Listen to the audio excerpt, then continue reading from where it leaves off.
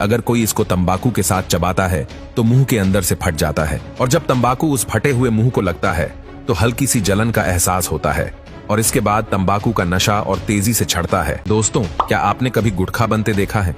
और क्या सच में गुटखा में कांच का मिश्रण भी मिलाया जाता है? और किस जगह बनती है आपको पता है? तो दोस्तों, इसको बनाने के लिए सबसे पहले इस्तेमाल किया जाता है सुपारी का, और सुपारी हमें मिलती है इस पौधे से जो कि आप अभी देख रहे हैं।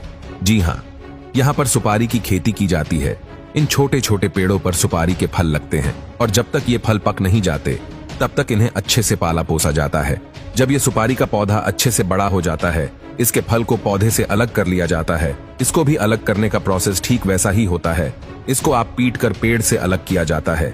उसके बाद उसे कड़ी धूप में सूखने के लिए रख दिया जाता है। ऐसा करने की वजह ये होती है कि सुपारी के फल के अंदर जो नमी होती है वो निकल जाए और अच्छे से फल सूख जाए। जब यह सुपारी का फल सूख जाता है तब जाकर उसको महिलाओं के हवाले कर दिया जाता है, जो इस पल में से सुपारी का दाना निकालती है। आप देख सकते हैं कि कैसे महिलाएं अपने हाथों पर पट्टियां बांधकर इस फल में से उस दाने को निकाल रही है। वैसे तो ये काम बहुत ही तकनीक भरा है, जो कि जोखिम भरा भी है। तेज धार वाले हथियार की तरफ बिना देखे यह कैसे सुपारी को काटे जा रही है। अब इस सुपारी के दाने को बहुत ही गंदे और बेकार लाल रंग के केमिकल में उबाला जाएगा। ऐसा इसलिए किया जाता है क्योंकि कोई जब भी तम्बाकू खाए तो उसका मुंह तम्बाकू के रंग से लाल हो जाए। आपको बता दें कि इसको उबालने के लिए किसी और लकड़ी की नहीं बल्कि सुपारी की उस छाल का ही इस्तेमाल किया जाएगा जिससे ये निकला था। जब यह अच्छी तरह से केमिकल के साथ घुल मिल जाता है तब उसको सुखाने के लिए रख दिया जाता है। इसके बाद जब यह सूख जाता है तो उसके छोटे छोटे टुकड़े किए जाते हैं।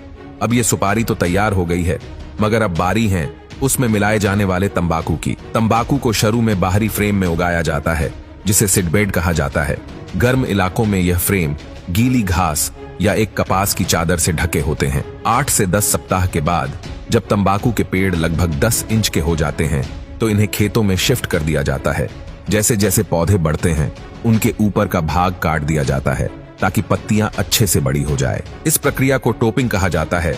90 से 120 दिन के बाद तंबाकू के पौधे कटाई के लायक हो जाते हैं। इसके बाद इन पत्तियों को फैक्ट्री में शिफ्ट किया जाता है जहां पर इन्हें सुखाया जाता है, जिसको करने के लिए कृत्रिम गर्मी यानी कि आर्टिफिशियल हीट का इस्तेमाल किया जाता है। जब यह भूरे रंग की हो जाती है तो इन्हें अलग करके छोटे छोटे टुकड़ों में बांट दिया जाता है, जिससे ये असली तंबाकू के रूप में आ जाती है। और तंबाकू के अंदर कांच डाला जाता है। उसको डालने के लिए कांच की बोतल को मशीन के अंदर डाला जाता है और फिर मशीन उसको इतना बारीक पीस देती है कि ये एक पाउडर बन जाता है। इसको अगर आप अपने हाथ में उठाएंगे तो आपके हाथ को तो ये नहीं काटेगा, मगर हमारे मुंह के अंदर की स्किन थोड़ी सेंसिटिव होती है, इसलिए अगर कोई इसको तंबाकू के साथ चबाता है तो मुंह के अंदर से फट जाता है, और जब तंबाकू उस फटे हुए मुंह को लगता है तो हल्की सी जलन का एहसास होता है, और इसके बाद तंबाकू का नशा और तेजी से चढ़ता है। इसके बाद सुपारी के मिश्रण और तंबाकू के पदार्थ को कथा पान मसाला के साथ एक कांच का पाउडर मिलाकर मशीन के अंदर डाल दिया जाता है।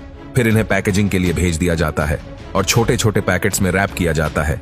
तो दोस्तों, यह था पान मसाला बनाने का पूरा प्रोसेस। आपने देखा, इसमें सारी चीजें वो डाली जाती हैं जो हमारे शरीर को नुकसान पहुंचाने वाली होती हैं।